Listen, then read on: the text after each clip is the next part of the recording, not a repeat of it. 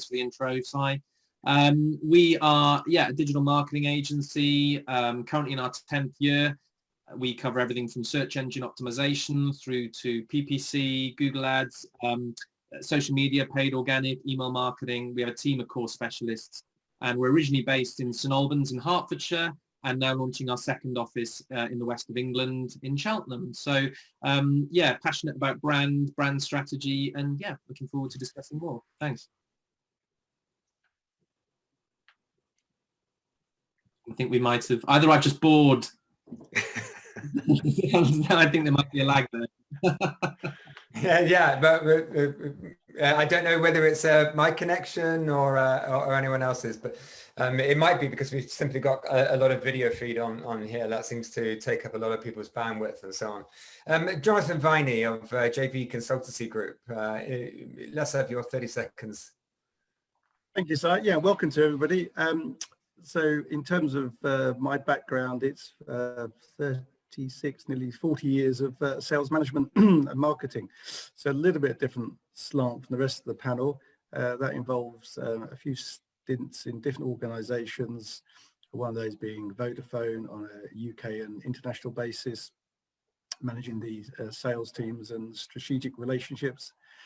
The latter part of the last 15 years, I've been running my own sales consultancy, giving advice to organisations, whether they be a one-man band or global organisations, to help them improve their sales performance. And that typically revolves around three key things. The proposition, which is very closely linked to the brand and brand positioning, the process, and the people.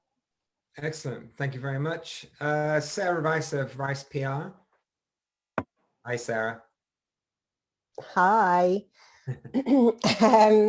Yeah, it's lovely to be here. I am a journalist by trade, so I spent about 12 years in newspaper journalism, and about 12 years ago moved into the world of public relations, which was obviously a bit poacher turned gamekeeper, but really fell in love with it because actually a lot to do with brand, a lot to do with the fact that brands are made by the people, and actually the sort of the passion and the heart and soul in business that comes through that really was one of the reasons that I've kind of loved working with smaller and bigger organizations to take their brand to market. So really what we do within PR and comms at Rice PR is really get under the skin of what the brand is and help release the stories within that to take it into the media and social media and the people within it as well, so help raise their profile too. Yeah, it's a nice way of putting it. Release the stories. Release the story. Yeah, you're a sculptor with words. Samantha Miles. Hi, thank you, Si. So I am an author and illustrator running my own creative business turned indie publishing house in the last year. And then alongside that, I run In Collaboration, which is a community supporting small creative businesses to sort of grow their business through collaboration and learning. So we look at ways of supporting creative businesses with structure, systems and learning that really work for creative businesses rather than the traditional businesses that maybe don't work for creativity in the same way. So with a graphic design background myself, brands sort of been really key to everything I've done, whether it's supporting other businesses or sort of throughout my own design career over the last sort of 8 years or so as well. So I'm really interested to join the conversation and hear everyone's thoughts today. Excellent. Thank you very much, Sam. Well, I'm Si Ellis, as I mentioned before. I founded Ellis James Creative 18 years ago. And we've evolved into a small little team based at the Science Park in Emerson's Green. And we provide what we call creative support services. So that's design and creative and everything that goes with that as a blended service. Really trying to help businesses of all sizes access design as a daily essential. And if we've got specialisms, that's in the defense and aerospace and engineering sectors, and we've done a lot of work with the NHS and a lot of work in food, funnily enough. So I can tell you about ready meals and I can tell you about an attack helicopter. So, it's the sort of stuff you learn, isn't it? Right, so let's crack on then. I'm going to throw some questions at you, and then we'll just have a chat around that. And I'm hoping that this structure will give us some insights for our audience to take away. The first bit, what I really want to do is establish really brand. What does a brand need to thrive in, in normal circumstances, in ideal circumstances? What does a brand need to thrive? Let's start with Jonathan. Kick us off. Well, thank you very much. I suppose that the one thing it needs to be is have clarity about what it's trying to portray. Quite often people don't start with the brand from a point of view of what they want the business to represent from an interpretation. So to extrude what the culture of the business is, what their values are, and how they're going to live those values. Yeah. I find, especially in my little story about brand names. So not many people know this unless you've been on one of my talks before. At Vodafone paid Saatchi & Saatchi a lot of money back in the 80s when they started the business to come up with the name. And hands up if you know the origins of it, and you can't because you've been in one of these before. But Vodafone came from the first two letters of voice, VO, the second two letters of data, DA, and then the clever boys at Saatchi & Saatchi just misspelt phone. So from a point of view of a name becoming part of the brand, I'm kind of a little bit jaundiced about that, because you create that in what you do around the name. So people often sometimes overly focus, in my opinion, on the name and not on the actual context of the brand and the collateral that goes around that. And then the next bit of it is you need to behave in the way you want your brand to work. People focus a bit too much on the graphical design bit, which is really important on the panel here. However, the company needs to understand that doesn't substitute what you do and how you do it. Yeah. Okay. Thank you, Jonathan. Nice ones. Sam. I think I completely agree actually with what Jonathan said, but I think purpose is the key one I always come back to, is knowing exactly why you're doing, what your values are, what you want to gain from it, and what you want that brand to give to your potential customers too. I think without purpose, it's hard to find direction, and that should build out exactly what your messaging is, how you portray yourself, the tone, the design, all of the aspects of brand. Thank you, Sam. Excellent. And Dan, your take on that? Yeah, no, I completely agree. I think purpose is fundamentally important. I think for me, so many people go into business and they think that they're selling perhaps a product or they're selling a service, and ultimately, that's the output, but actually they're solving a problem. Colgate is not just selling toothpaste, it's ensuring that we have good hygiene, fresh breath, all those things. And I think that until you understand the why, in terms of why you're doing what you're doing, so that then you can build out that, what's my mission statement, what's my unique value proposition, all those things in terms of why you do what you're doing, then you've got a brand. I think until that point, you are just selling in product or service, and it's about that problem-solving approach to help develop, who you are as a business and what you're about. Yeah. Sure, Sarah. Yeah, I guess for a lot of small businesses, it tends to start off as, quite far down the list, doesn't it? And I guess it's like, does it also need to be quite agile in terms of how you approach the brand story? Because I think, companies become the businesses that they're going to be. They don't often start off. I'm just putting that out there because, the amount of times you do sort of sit down with a business and they think they've done the right things, and that why and that purpose actually hasn't been completely realized yet. Yeah, I understand what you're saying.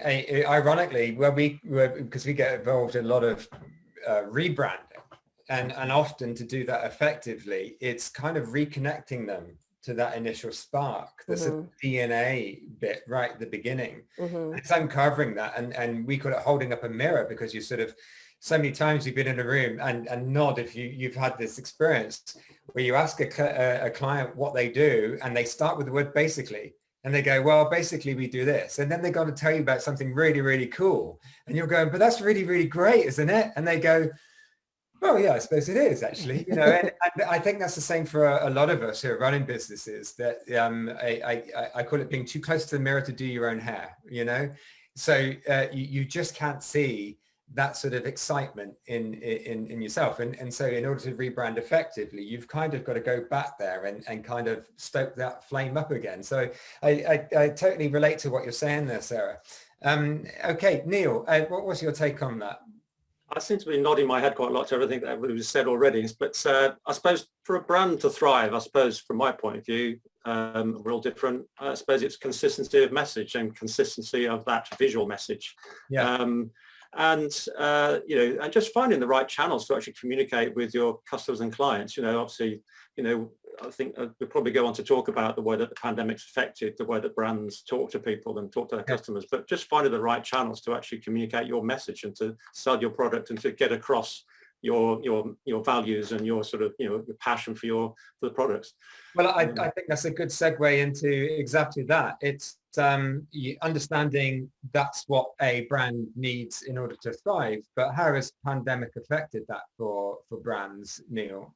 Take us on with that. Oh gosh, well, I mean, I think we're all, I think we all realise that over the last year or so, we've probably spent a lot more time online, purchasing, dealing with organisations completely different ways. There's been very little face-to-face sort of with companies.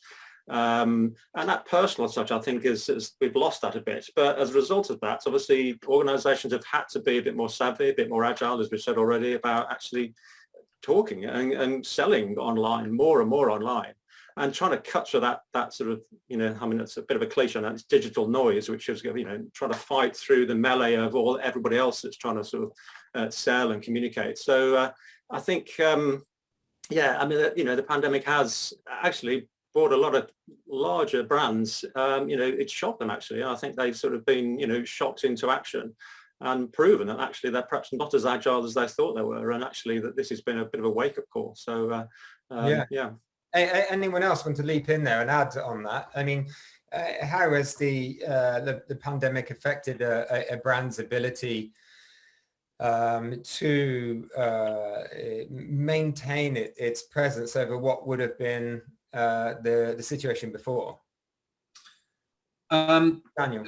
Yeah, for me, I think a big aspect in there is about a lot of businesses' hands being forced almost. It's interesting, Neil, you highlight kind of being agile and everything, which I completely agree with, and I think is so important in business at any time, regardless during kind of a period of crisis or, with the pandemic. But what's interesting is that it's led brands to think more about their repositioning. So not so much even like rebranding and who they are as a brand, but going, okay, how are we perceived as a brand? What are our values as a brand? And actually, you've only got to turn on the television and see that there's a really kind of recurrent message of sort of, we're there for you, we're here to support you now more than ever. And you see a lot of brands, Nationwide is one that comes to mind, that have got quite those kind of core messages. And actually, you need to cut through the noise a little bit in terms of who you are as a brand and what you're about. And I've certainly seen with some of the clients that we're working with that there's been a mindset to reposition. So the brand is still fundamentally the brand, but it's about looking at it and going, okay, what is our place within this marketplace? Because it's not just that the channels of communication have changed, but the marketplace itself has changed. Customer needs have changed at a massive rate, at quite an accelerated rate over the last 12 months. And so brands are having to adapt in terms of how they're even perceived within the marketplace and where they fit in as part of the status quo. So I do think it's led a little bit of that, use the phrase, absolutely, looking at yourself in the mirror. And I think a lot of business owners and marketers are having to take that step back and take quite an objective look at the company and at the brand to see, what that landscape looks like for them in the months ahead. Yeah, sure. Sarah? Yeah, I mean, I work quite a lot with HR and employer branding from an internal perspective, which sometimes gets forgotten when we talk about brand. And you could definitely see at the beginning of the pandemic, when I was speaking I run a platform called the HR World, which is an editorial platform around interviewing senior HR people and CEOs. And you could see that actually the ones that had got their employer branding and that really embedded in the brand, the external brand and the internal brand were working really well together, were able to pivot very quickly to be that compassionate voice and to be, I think, respond to the market in a non-sales, non-aggressive, but very consistent and clear way with integrity that actually made sense all the way through the organization. Yeah. And I think the people that hadn't done the work on the employer branding really came short during that period and weren't able to turn it around so quickly because they had so much internal stuff to deal with. That's a really good point. And could you cover two questions from that for me, Sarah? One is, does that affect scale down for small businesses as much as the large, where they've got a smaller internal cohort? And also, what are the knock-on effects of not having that kind of attention to that in a situation where you've got remote cultures, where you've got teams that are working much more remotely?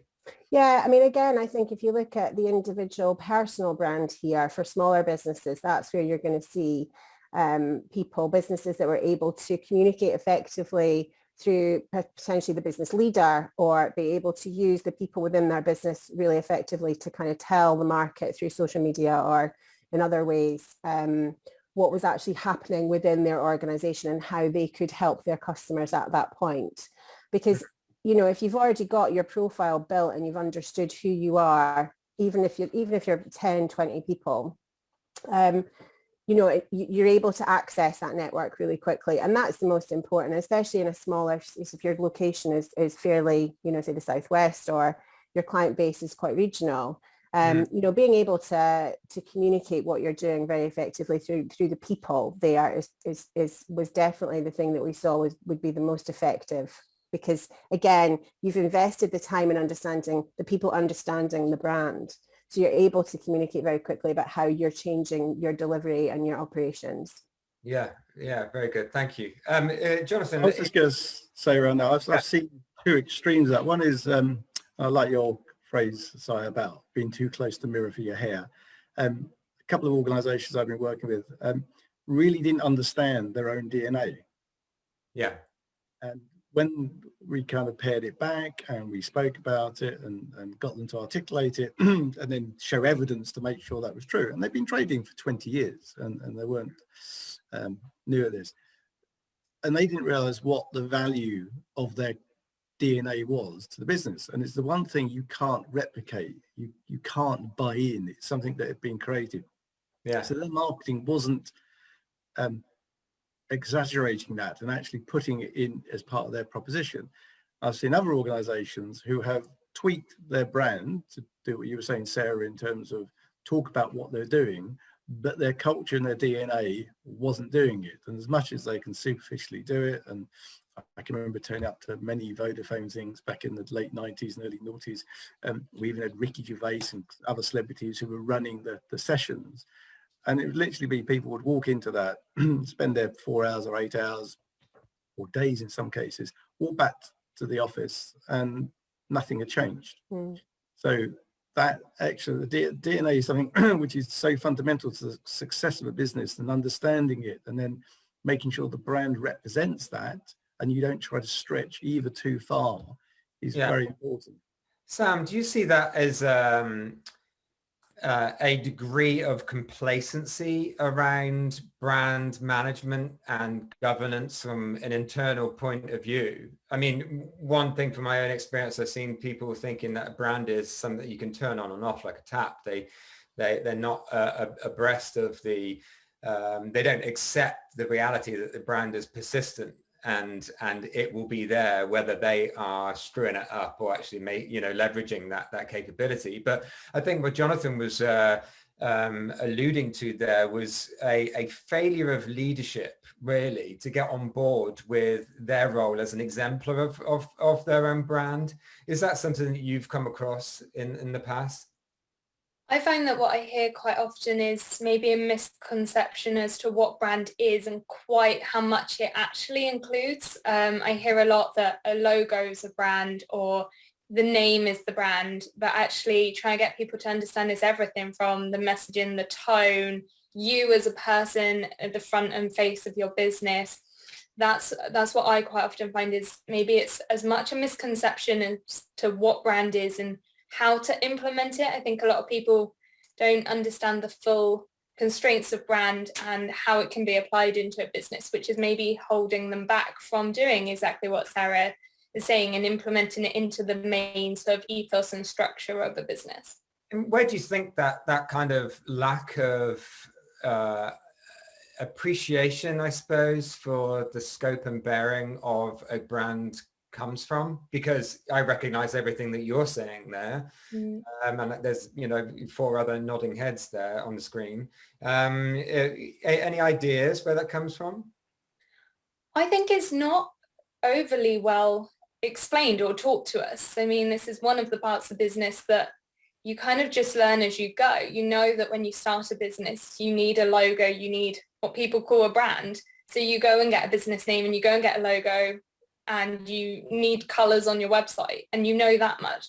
But there's maybe not that much education around exactly what brand is. And I think even as a graphic design graduate, I was still really naive to quite how much there is in brand. And that's after 3 years of training in a similar subject. And what I've learned over the sort of mistakes and learning processes of running a creative business has actually kind of filled in all those blanks that I never learned even in a professional sense. So I think most people just don't have the opportunity to learn what brand really is and what it can do for you. Dan, you're nodding away at that. That's got stirs of echoes for you there with clients.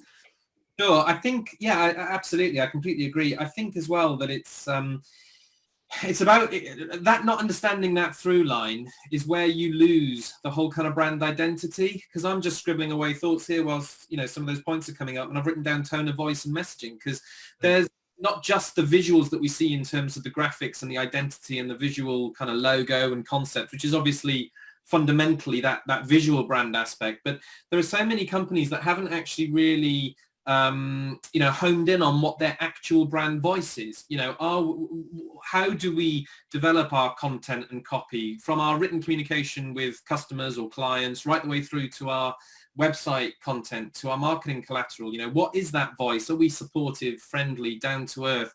What are those values, and how does that come through in sort of everything that we do? And I think that more often than not, there are elements that are thought of, like the visual, the logo, or, you know, how we write and what we say, but not the other, and making sure that all of that actually comes together as part of the bigger picture. I think sometimes that's lacking, and it's so important to look at all those different areas, you know. Yeah, Can sure. I just jump in? There's one bit that quite often gets missed out, and I'm not going to highlight this, Daniel, to make a point about you, but just in companies, is that doesn't get translated or trained into the sales teams. So you quite often hear, and I paraphrase it to, the salespeople deliver and talk about the dream, and the customer then feels they've had the nightmare.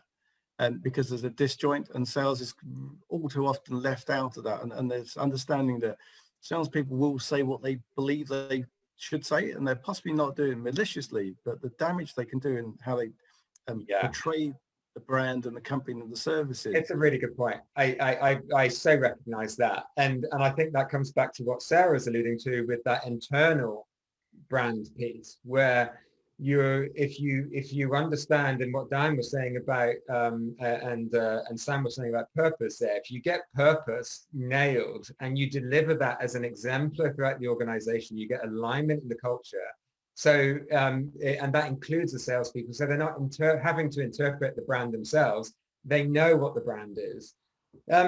Neil, coming back to this sort of idea about, it's not, I mean, complacency might be too hard a word for it, but something I've seen, particularly in the defense sector, is throughout the year, you've got a rhythm of live events typically.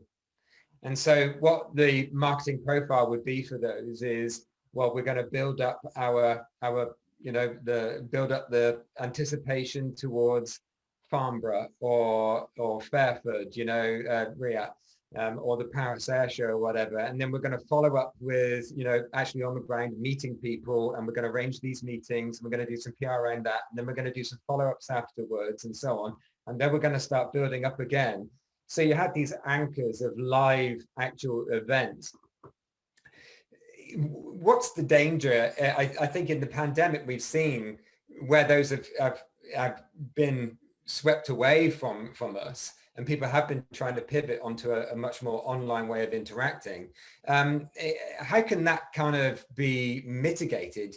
Is there a way that brands could have prepared themselves for an eventuality like that, or were they just sort of complacent that these events would continue on ad nauseum. Well, I think the one thing that's come out of this is that actually the rule book has completely changed. I mean, we could throw the rule book out the window if there is a rule book on brand. I mean, I'd like to read it if there is one, but and I think, you know, we talked about complete. Yeah, you got one in your back pocket. I know you wrote it.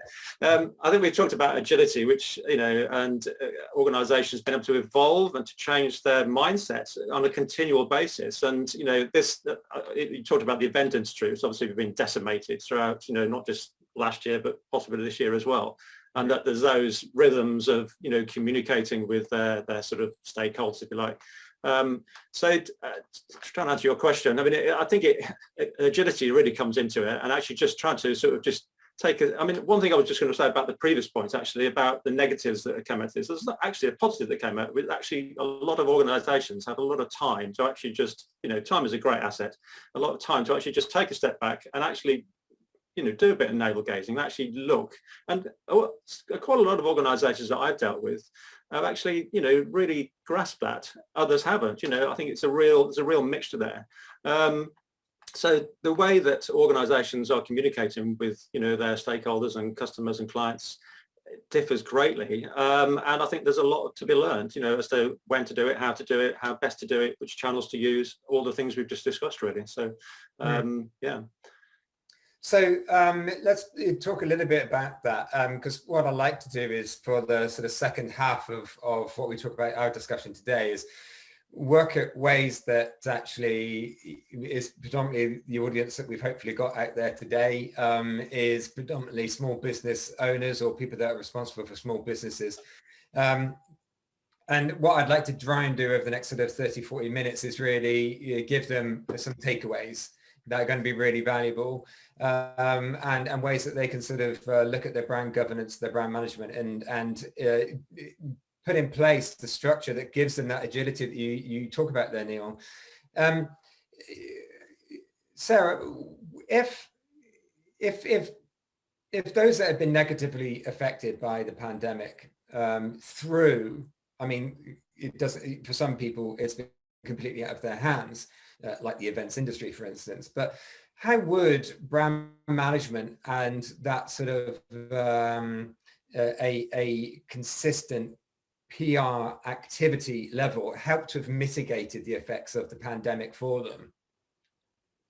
Do you mean in terms of if they were going out of business, or they'd lost a lot of business due to the pandemic? No, not necessarily, because I think I don't know that we're in a position to talk effectively around that per se, but the lack of continuity that the pandemic came along, and it interrupted continuity. Yeah. And, you know, meetings were gone, and, you know, those sort of face-to-face meetings were gone. The internal issue is, as you say, is risen because people aren't necessarily internal anymore, they're remote.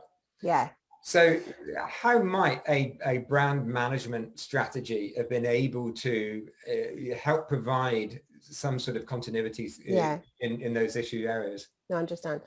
So the one thing that came out of all of this was the humanization of business, the humanization of everybody going through the same thing at the same time.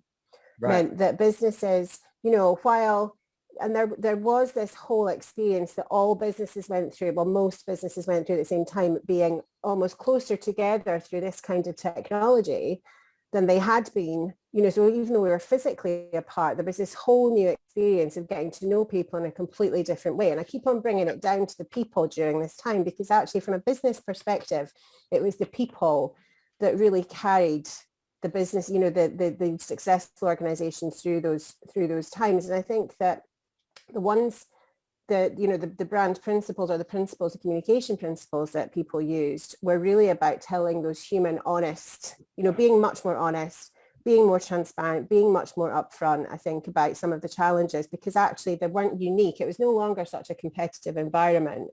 You know, people were open to, you know, not doing things in the same way, not having to be seen to be perfect. So actually the brand proposition became something that actually really held value, because people were able to hold on to that as a truth, but develop their own human stories through it. If you look at any of the, the big brands, big successful brands, Apple, Nike, whoever it was all about the people. It was all about we're in this together. And so that unity, I think, across the business community actually as well, enabled brands to kind of have more honest and more transparent conversations, which I think helped ultimately get them through to a more commercial place. It's interesting. I think that's, sorry, as you were talking there, Sarah, I was thinking authenticity. Yeah.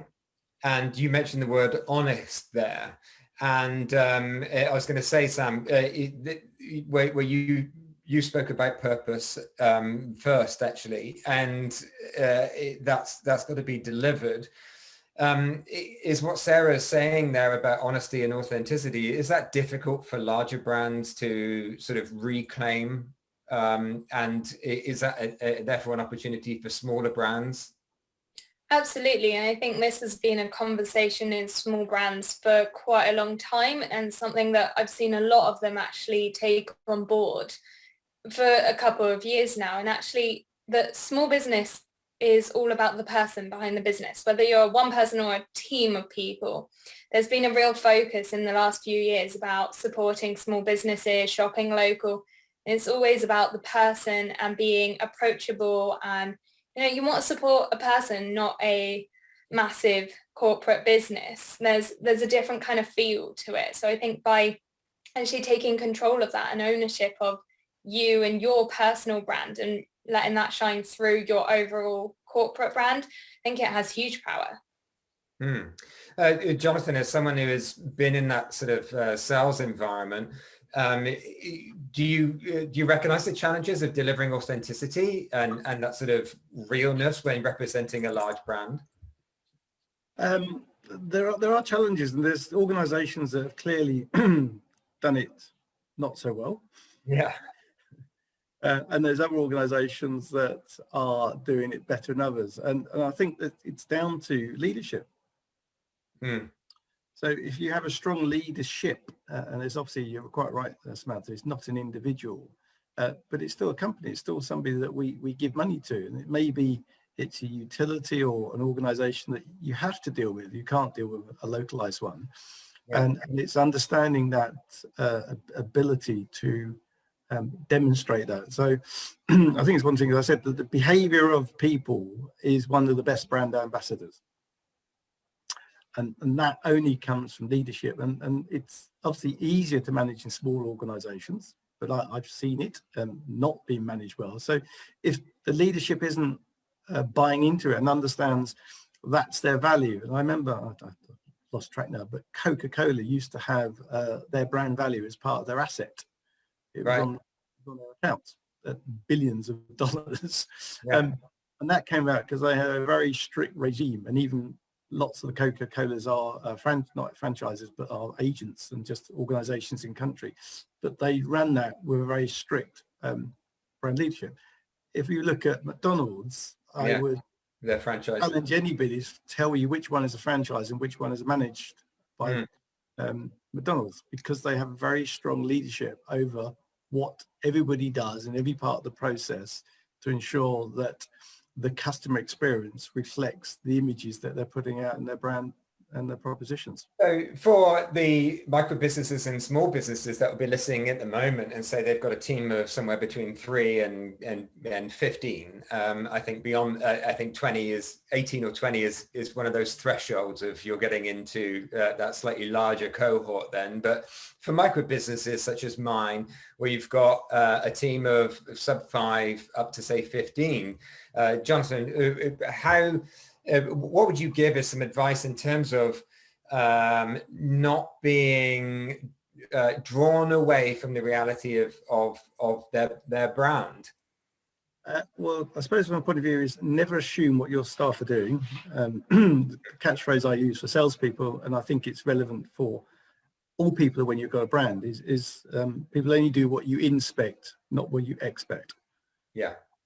So if you're doing things, you need to make sure that they're consistent. So I did some work with an IT company middle of last year, and they were very successful. But when you looked at what their website said versus what their proposal said versus what their presentation to their pitches, it was all almost totally different. It was like 3 different companies. They all Yeah. sounded great individually. Yeah, yeah. No, we used to say actually in my first business, there are brands of a number of different realities. It's the brand that they say they are, the brand that they think they are, and the brand that their customers know they are. And you've got these 3 very different brands all represented by the same logo, and sometimes slightly different logo. The inconsistency was incredible. The other tip that I'd give is, and I do this as part of my kind of, I suppose, process, is I always go and talk to the customers. And I have a structure in my mind, but it's not deemed to be a formal interview. So and one of my very first customers when I started 16 years ago was a printing business, and coming out of 15 years of mobile telephones, barely spell the word printing, let alone understand what the printing business is about. And I quickly realized that it was highly commoditized. You had your Heidelberg presses, everybody had one. There was overcapacity because the presses were getting faster and bigger and everyone built them, and less being purchased on printed material. And when I actually went to go and speak to their customers, and they've been going for donkey's years, it was a generational kind of company handed down, their customers paid extra because of things they didn't realize. And they were quite simple. It was a service that they picked the phone up, and when they said they were going to do something, they did it, which they took as, I can't remember who started it, was, well, basically we do this. Well, it wasn't basically, because all the other people were over-financed and were just running after any business to get cash flow and weren't delivering against that. And then it was about the expertise of the advice they gave. So they shared expertise with their customers, which had a value that their customers appreciated. And then I said, well, let's now segment those customers. And you could almost then profile and have your personas. And it was the discerning purchasers that appreciated their values. So I went back to something Neil said, it's what you've got, and it's then who you communicate with. And I find that lots of people feel that their brand and their whole thing needs to fit everything and everyone. Yeah. I think that's really interesting. Actually, we talked about sort of the micro businesses and small businesses, startups, especially in this situation of people pivoting. There's a load of new people starting this process. And actually, talk about brand story. I think perhaps 2 or 3 years ago, telling your brand story was really prevalent. It's become even more relevant and prevalent through this crisis, because people like to share in your journey. They like to associate themselves with the hardships, the things that you've gone on the journey, the successes, sometimes the failures. They like to associate with those processes. So I think, for small businesses, it's great to actually share a story, tell a story. It's a personal approach. People like it. So, Sarah will probably agree with that, Dan, how does a business get excited by its own brand story? Because I've seen in my own experience where a company has tried to tell its brand story, but it's come across as disingenuous. And actually, the reality of the business, when you help them sort of peel it back, they've gone in a different direction because they haven't been as excited about the truth of their brand as an external audience might be.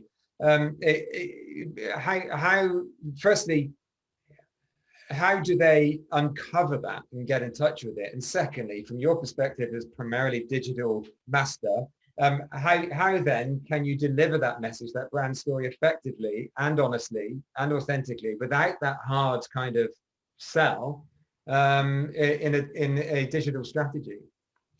So I think that it's really interesting, actually. I think there's a number of points in there, and I think that we've mentioned briefly kind of internal marketing, and I think just how fundamentally important that is, that this passion and this excitement kind of has to filter within, and it will tend to come from the top down, in the sense that what starts from an owner founder, especially in a smaller business, will then have to feed its way through the company. And what got a founder perhaps excited about why they created a business in the first place and what that business stood for may have evolved over the years, and actually their team might get excited about the brand for some completely different reasons. They have completely different drivers to set the alarm clock and get up in the morning and come to work. And what's really interesting is that I think when you are a smaller business, there's a bigger opportunity with less stakeholders involved to be able to filter that message through the team, and to actually find creative and innovative ways to get the team on board, whether that's through, pure communication or rewarding or whatever that looks like in terms of getting the team on board as brand ambassadors. I worked with somebody, I won't mention the business, but they once, and it stayed with me throughout my entire marketing career actually, because he said that one of the best bits of feedback he ever had was when he had a customer facing moment and the customer had a fantastic experience and finished it by saying that that person was the living, breathing version of the leaflet. That was their exact kind of feedback. And that quote has stayed with me because it's when I always think about that through line from kind of marketing communications right the way through to product and service delivery. It's about making sure that that from A to B, that hasn't been lost. You mentioned, Jonathan, the reference with McDonald's there, and kind of moving into franchising is then perhaps one of the most challenging aspects for business. And if you're a small or a micro business, you've got a team of 5 or 10, and the next logical step for you based on your industry, even at that point, might be to franchise and to open up sort of small micro franchises run by one other individual. To be able to keep that core kind of brand message running through it, so that like every McDonald's has 2 gherkins on the burger rather than 4, because that's what we do, we're McDonald's, to keep that sort of continuity is a massive challenge. But I think that digitally, you're able to do that far more effectively. It's far easier to, we're having this conversation now from different locations at different places with viewers who could be logging in from different parts of the county or even the country. I know for a fact that a couple of connections from the Hertfordshire area are kind of zooming in as we speak, registered. And I just think that actually breaking down the barriers through digital communication does enable you to get that message across within your organization on a kind of a hyper local scale, but also nationally and internationally. And I do think that communication and internal communication is key. Yeah. Brilliant. Thank you, Dan. It's an interesting point, Sam, that I'd like you to reflect on there. As the pandemic, and Neil kind of alluded to, there's been some benefits from it because brands have had to take some time to have some introspection and sort of assess how they relate to the outside world. One thing that I was having a discussion with a new contact yesterday, and he was up in Malvern. It's not a million miles away, but it would have taken me an hour to get up there. We'd have had an hour and a half meeting or so. It had taken me an hour to come back, but we'd have met in person. He said, so from that regard, I've had so many more meetings. My diary is more chocker than it's ever been. Because you're able to switch from one meeting to another without, you grab a coffee and go to the loo if you're lucky before you're back on Zoom again.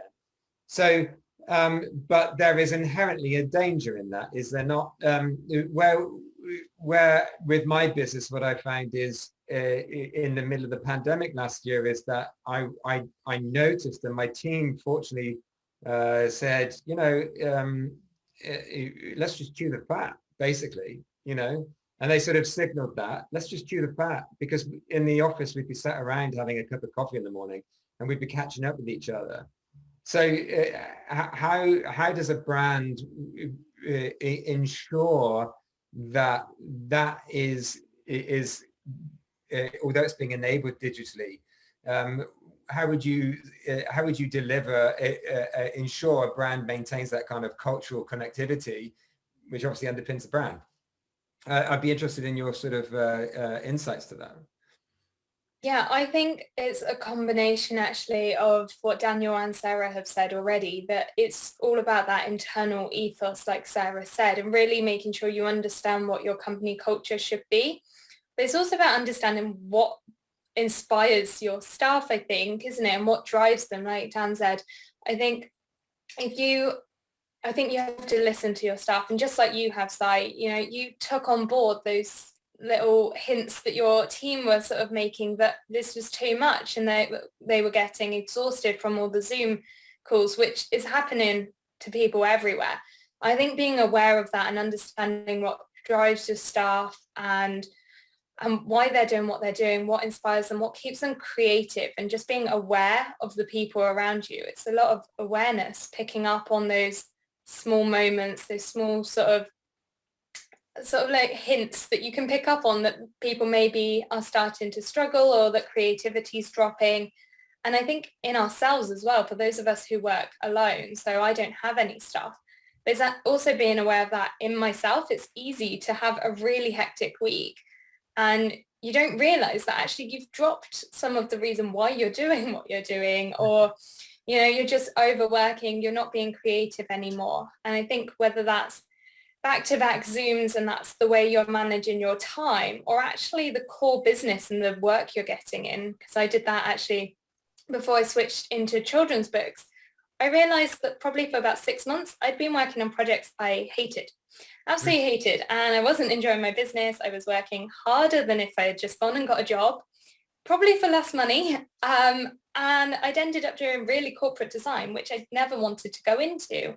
And it took one horrendous project to finally kind of break everything and make me stop and realize that I was not connected to my why anymore, or what motivates me, or my creativity, and to actually adapt that. So now I think bringing that into more of a day-to-day awareness is really important. Excellent, thank you. So from that sort of last 10 minutes of discussion is largely thinking about the delivery of culture, I suppose, ensuring that culture exists, helping it to be aligned and keeping in touch with people. I think one thing my tip from me on that would be have a Zoom call for the chat, and sort of allot time, not necessarily even allot time for that, but go with the flow a little bit on that and let a conversation develop that isn't all about what's everyone doing, work-wise today. What did you do last night? Sarah? Yeah, no, and I think that's a really good point actually about measurement, of how you measure the brand value, about how you measure what you're actually doing as a business. And it feels like the metrics on that have changed as well. So we are so much more about the people. We're very much aware of how people are feeling, both on an individual level, but on a national level. Which speaks of motivation within that. And I suppose, Jonathan, that comes back to something you were saying, that's all about the team being behind that sort of cause, that purpose, and delivering it well. And I mean, just with a show of nods or hands, has everyone sensed a drop in general motivation throughout the pandemic? Yeah. Yeah. peaks and troughs. Sometimes Jonathan's you're always really... that way. Jonathan's like, boof, boof, boof, boof, boof. He's on it. Okay, so let's move on. We're getting some practical tips out of here as well. And I suppose this relates to the conversation that I had in the first part this morning, which was about how creative and business can or find it difficult to integrate. A lot of what we've spoken about so far could be mistaken as being that kind of soft and woolly side of running a business, but actually we've got Jonathan here, who is from a sales background. We've got Dan from a digital marketing background. We've got Sarah from PR and comms, and then we've got designers elsewhere. But all of us are saying that the people side of things is a strategic necessity to ensure that brand is both resilient and agile. Are we on board with it? Is that an accurate statement? Excellent. So aside from that, what's the guiding principles that a business owner should be looking at to sustain a healthy, resilient brand? Neil, let's start with you. Wow, big question. I go back. I mean, I hate to sound like a stuck record, but I think consistency and coherency. I think that's when I'm dealing in this brand and branding world, those are the two words I tend to use more and more and more, and more relevant really for anything, because whether it's just me as a designer likes that that sort of way of working, that sort of systematic approach, and I think people want that. They like to feel that what they're buying and purchasing and interacting with is consistent. They don't like surprises. People embrace brands because they like that sort of touchy-feely, sort of that trust aspect. And if things change, and if they walk down the shopping and aisle one week and the branding's changed and the words are changed, they that bothers them, and I think they like that sort of that continuity. So consistency of message, consistency of approach, visual approach as well, because obviously I'm a creative. Visual is all important to me. So I think those two words, consistency and coherency of message and visual voice is all important really. Right. But other people might have other feelings. Yeah, that's my bad. Dan, what we're looking at here is their toolbox. What people need to be thinking about from Monday to Friday, and to feel that they are doing what they can do to make sure their brand is healthy and resilient and agile as best as possible. Give me some practical checklists for them. Yeah, so for me, I think it's about making sure that I think there are a number of kind of fundamentals. Have you box ticked? You know, and it might sound, it's amazing how many companies, and I mentioned it right at the start, but don't have a mission statement. You know, especially startups or small businesses, they go straight to that end goal in terms of, you know, what it is that they're delivering. I work with a company where we were working on a mission statement, and the concept that was keep coming back to, you know, we sell this, we do this, and we're proud of that. Whereas actually it needed to be, we create this environment, this is what we do, this is who we are as a brand. And so it's about refining that mission statement, and also about making sure that you fully understand your target market. Quite often you ask the question, you know, who is your target demographic? And the answers that come back might be very broad, but it's about going, have you actually sat down and done your customer profiling? You know, do you know exactly who it is that's purchasing from you? And not just that, but what does that whole kind of decision-making unit look like? You know, if I sell cornflakes, is it the child that gets excited over, you know, what they see on TV, who then, you know, sells that upwards to mum, who then turns to dad and said, on the weekly shop, can you make sure you add this particular product, you know? And it's only when you consider that whole kind of decision-making unit and the needs and wants of that demographic that you can start to action what it is that you're doing. So what is my messaging? What are my visuals? How can that all come together?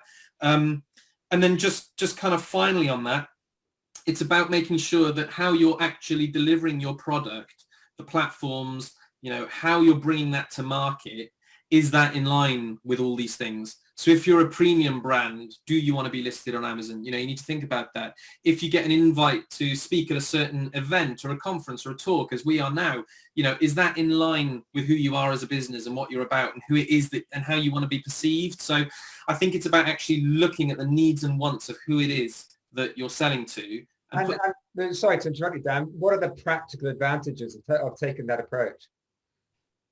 Increased turnover, ROI. Ultimately, you know, the actual, in terms of what the end goal is. Yeah. It's interesting because I agree with everything you're saying there. Ultimately, what I find is we have clients that are sort of shooting from the hip with a shotgun. That's what we call it. They're shooting from the hip with a shotgun because they see that they are relevant to everyone. And there might be, but what we're saying is you need to get sniper rifle out and understand who you're most applicable for. The beauty of that, though, practically, and this is the point I was sort of getting to, is that it saves time. It turns it into a much more effective and much shorter funnel with a much narrower neck, you know, because you've got a smaller group of people to go for, and you know what it is that you're delivering for them. So, brilliantly put. Thanks, Dan. So we've had consistency and cohesion, was it? I think you said, Neil? Coherency, or just... Yeah. Coherence, sorry. Yeah. Coherence and consistency. And from Dan, we've had sort of rationalization of that target group and an empathetic understanding of who your target is out there, yeah? Sam, let's go to Sam next. What would be your sort of guiding principles for that? Some practical lists that people can look at now. What can they be looking at? So I think from the base core, what you need to do for your brand, completely everything Dan and Neil have said so far is completely what I'd recommend as well. And bringing that back to your sort of why and your values. The one that I've talked about a couple of times throughout lockdown actually is actually taking that opportunity and being seen. So something I found really interesting that came out around the start of lockdown was the story about Kellogg's and Post during the 20s recession. I don't know if any of you have heard the story, but they were both cereal brands pretty much neck and neck. Kellogg's took the recession as an opportunity to promote their brand, to market, to be seen, and kept up their awareness during that time. And of course now they're the cereal brand we know, and unfortunately Post just didn't make it through. And I think actually keeping that consistent brand, keeping it visible, finding the opportunity even in the negative situations, to be visible with your brand, I think was absolutely incredible. And by taking that visible approach and consistency with it, Yeah. it can really bring some great opportunities. So I think it's about finding opportunities with your brand. Just quickly on that, Sam, you mentioned about why. What I found, that's something that, you know, Simon Sinek and Golden Circle and that kind of dialogue is something that we align very much with. We think that's very, very useful. So and a number of people have spoken about purpose and why and so on. What I've found is that clients find it very, very difficult to articulate what their why is. Yeah. What they're drawn back to is bullet points again. They're drawn back away from this kind of warm, meaningful statement. Any top tips for helping businesses to get to that why and understand it? I think it's a process, and I think actually going back to bullet points is really essential. And while that's not what you want to end up with, and that should not be your end result, and it needs to be articulated properly, I think actually going back to that, you know, asking yourself questions, giving yourself that space and that time, like you said, it pays off in the end to take the time to really focus yourself. I think actually going back, asking yourself why you like being in business versus being employed. What are the benefits? Why did you do this? What was your original reason? What made you excited about it in the first place? And also picturing where you want to be. What's your plan for 5 years, 10 years? That can be really hard, but even if it's just a feeling or something you want to have achieved, that can quite often give us some insight into the core why we're doing what we're doing, especially if that's changed from our original why. So I always go back to that and then use that with my beliefs and my values to then come up with an articulated mission statement. Lovely. Thank you, Sam. Jonathan, if we can come to you next, just going back to those sort of top tips, that sort of checklist, what should people be looking at and on a weekly basis in terms of brand management, brand governance, to feel that they're doing what's necessary to make sure their brand is resilient? Yeah, I just add to the guys and girls who have spoken in terms, I just focus on the people bit.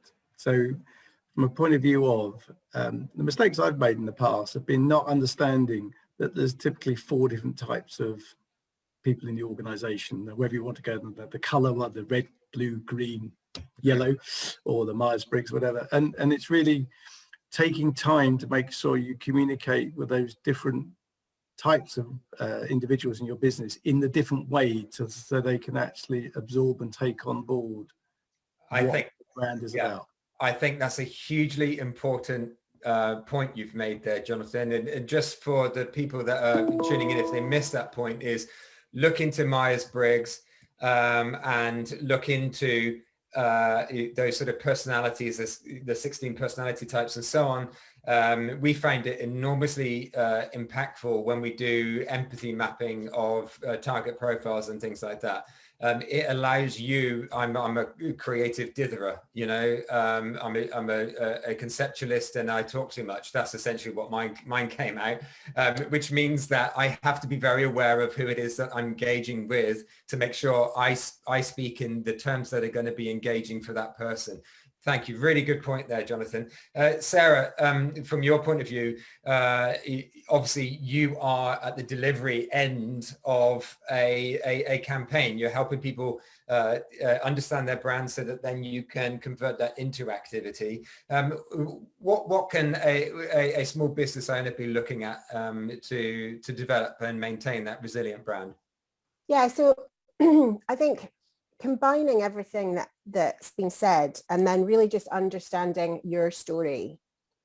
The story is the articulation. It is the way that you can, you know, integrate so many of these different aspects and deliver something that people can really connect with, because we are story driven. Humans respond to narrative, and there's actually only 7 core types of storyline in the world.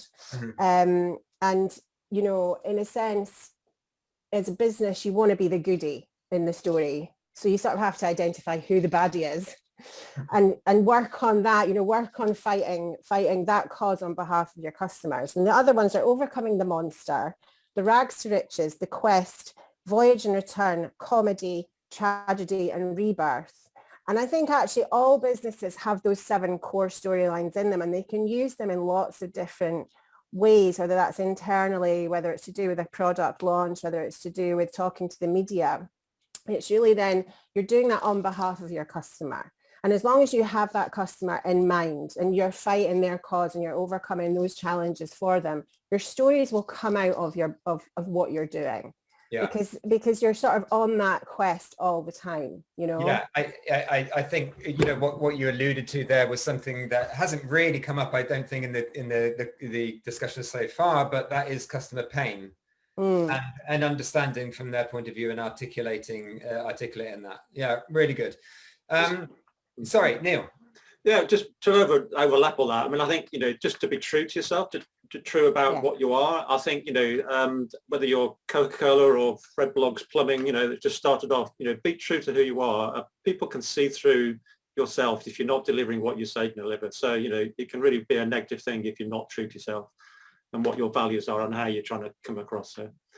Okay, so I'm going to thank you, Neil. We're going to be wrapping up now, but the last point is we're looking now like we're in the last sort of 5-6 months of very restrictive business environment.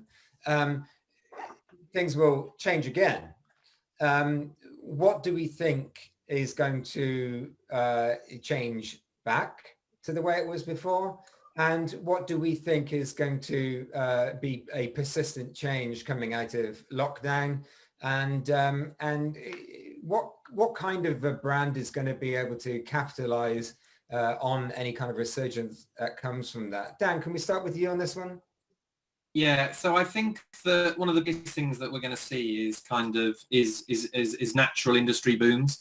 I think you cannot underestimate the impact that the pandemic has had on core industries over the last year. And interestingly, for some industries where there's been a mass decline in sales, for example, we've been doing a lot of work to support with kind of brand awareness and the softer approach, because actually in the long run, a lot of these things might balance out. I mean, for example, the wedding industry, you know, people will always want to get married. And if anything, coming out the other side, people are going to want to invest in parties, you know, and I think that actually it's about kind of listening and being sensitive to the marketplace, because as things relax and shift and change, there are going to be needs and wants, and you kind of want to make sure that you're kind of ahead of the curve to be a bit more proactive rather than reactive to these things. So I think it's about understanding these shifts as they come. So I do think industry booms are going to be key. And I also think that, just very quickly on that without looking at it too negative, it's sort of about also being prepared that kind of anything can happen sort of mentality. I mean, we're already seeing, you know, positive signals coming out in terms of vaccine rollouts and pace of change. But then on the flip side, we're getting news about new variants and what have you. And the irony is that if we went back to kind of March last year and we said, well, actually, this is where we're going to be in March 2021, I'm not sure how many people would have foreseen that actually this is where we were going to be in March 2021. So I wouldn't say that we're out of the woods just yet. And I think it's actually about, you know, what's the phrase? It's kind of expect the best and prepare for the worst. It's a bit of that sort of stuff going on as well. So I do think things, you know, could change either way over the coming months and years as well. Yeah. Okay, thank you. Sam? I think what's going to be really important is balance. We've learned so many new ways of working, some of which is great and some of which has major drawbacks, like, you know, not taking the normal breaks, not having a chat over coffee. And I think through that, we've actually learned how important that is and how important it is to have face-to-face and the connectivity and the social aspects even in our work. But we've also learned so many ways of being more productive, managing our time, being digital with what we do. And I think what's going to be really essential to being successful out of this is finding that balance. So we bring back some of what's currently missing, but not just go back to how things used to be, because we never know what's going to happen. And I think this has shown us it's unpredictable. Anything could happen at any point, and being agile and being prepared and having that flexibility and balance is really important, I think. Yeah, lovely point. Thank you. Jonathan? Well, I'm going to steal a bit of Daniel's and a bit of Samantha's on the end of this. So there's two things really. One is the Kellogg's story I just love, because I think that plays to what Daniel was saying, is the people who communicate correctly, not just for what they think they're going to get today, but what they could get tomorrow is really important. And then the other bit is around Daniel's bit about what will or won't happen. You can only make decisions based on the facts or knowledge you have today. So the world will change for whatever, for better or for worse. So I'd just recommend organizations go through whatever they know now, they make the decision. If in 2 weeks' time, the environment's changed and that decision is wrong, do not beat yourself up. Actually congratulate yourself for making that decision when you made it, because if you'd left it 2 weeks, it wouldn't have made any difference anyway, and it possibly would be negative. So in this uncertain world, and when that comes around the brand and your proposition, do make those changes based on the facts and the evidence you have, but do not worry about it if they're wrong, because nobody could foresee what's happening. I think that'd be really sage advice, and I think people will be happy to hear that they don't have to blame themselves. I think it's a key thing, isn't it? You know, when you're running a business, guilt and fear goes with the territory, I think. Sarah, what would you like to add at the end there? I think you've got to sort of walk the walk. You know, I mean, I think it comes back to the integrity piece, and being open to these new experiences in a way that's that's just kind of real. You know, I mean, the good thing that I think that's happened to the creative industry in itself is it's, you know, we've had to recalibrate as well, because, you know, there's sometimes quite a lot of nonsense talks, believe it or not. And, you know, I think having a more honest appraisal of the situation and understanding that, you know, there is value in the kindness economy, being sort of more open to different ways of doing business and kind of creating a more socially cohesive society right now is going to do you some good in the long term. I would agree with that. And just before we come to you, Neil, just I'd like to add a personal point on that. I think where that fails is where people see it as a strategic benefit and they focus on the strategic benefit rather than what they're doing. I think you have to trust in the process of that kind of circular kind of economy there. If you are doing this because you feel it is right, do it. If you are doing it as a means to an end that's going to get you a sale and you're focusing on that sale, it will not work. And you will not be seen as doing it with a degree of authenticity that is going to be engaging to the people that matter. So I think that's really, really important. But it is having faith to be yourself and not someone that you think you ought to be, which undermines that whole thing that we were talking about right at the beginning of the conversation about how do you define yourself as a unique proposition? Well, you understand why you're unique and you stay true to that rather than pretend to be something else. And which I think very to be drawn into in business. And I think that's right. And it probably goes a long way to say surround yourself by the right people as well, to make sure they keep you honest. Yeah, exactly. Which actually goes for customers as well, doesn't it? You know, if you're working with customers that drag you down and make you feel like you're not making a lot of difference, they may not be the right customers for you. Absolutely. Neil, over to you for I think all of what's been said, but I think one thing actually, I think you could argue, and to finish on a positive note, you know, this is a great time, a really exciting time to be in business. And so whether you're a startup, whether you're an established corporate, you know, there's a blank canvas there. You know, there are no preconceptions. You know, people talk about hybrids of working models or whatever. I mean, you know, obviously every organization has got to find their own ways of sort of coming out of this and growing and, you know, sort of, you know, growing their market share and marketplace. But I think it's quite an exciting time. You know, there's sort of no constraints. You know, people are open to different ways of doing things more than ever before. And obviously, well, sure, people will make a few mistakes down the line, but people are open to that as well. So, you know, it's quite an exciting time to be around, hopefully, and moving forward into different ways of working and different ways of sort of, you know, communicating, all those sort of things. So really exciting times ahead, hopefully. That's a great wrap up. Thank you, Neil. So in summary, for the small business people out there that have been listening into the conversation today, I think in summary, I'd say is take it from Neil, there's positivity. There are some many positives that come out of how brand is changed and brand management has changed and outreach has changed during the pandemic. I think Explore, all the betters opened up in terms of the digital options, as people like Dan are expert in, but you still have to maintain, I think, believe in your authenticity, understand that story, and look for the right channels to share it to the right people. And then make sure, as Jonathan and Sarah have been alluding to throughout, that is delivered with authenticity through the people in the organization. And as Sam was saying, the best way to understand that is use empathy, see the world through the other people's eyes. That includes your employees, your colleagues, and your target audiences as well. Is that a fair summary, everyone? Very good summary, yeah. All right, thanks. I think you should write that down and Yeah, that's Think right. about, yeah.